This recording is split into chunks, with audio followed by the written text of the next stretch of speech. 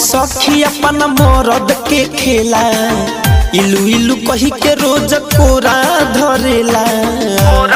अरे सखी का कही सखी अपन मरद के खेला इलू इलू कही के रोज कोरा धरेला। हमारा के बुझेला अपन घर फेंडर सखी रे हस बैंड मेरा मिला हफ मंडर सखी रे हस बैंड मेरा मिला हफ मंडर।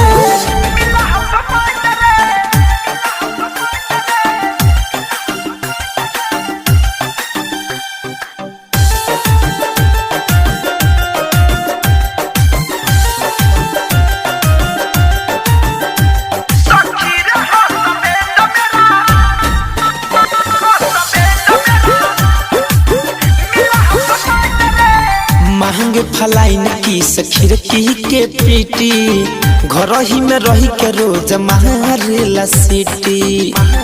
अरे सखी महंगे फलाइन की सखीर की के पीटी घर ही में रही के रोज मारेला सीटी। मेहरिल भर में कोनो अंतर ना बुझे लेके गुलाब रोज दुआरे पजूझे लेवेला माजा सब कर फ्रेंडर सखी रे हस बैंड मेरा मिला हफ महेंडर सखी रे हस बैंड मेरा मिला हफ महेंडर।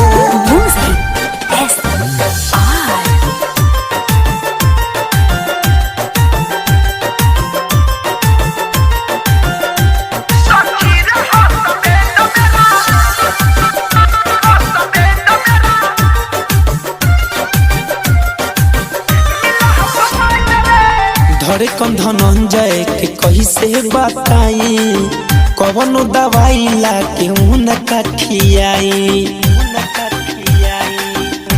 रे सखी। धरे कौन धनंजय के कही से बताई कवनो दवाई ला के उनका खियाई।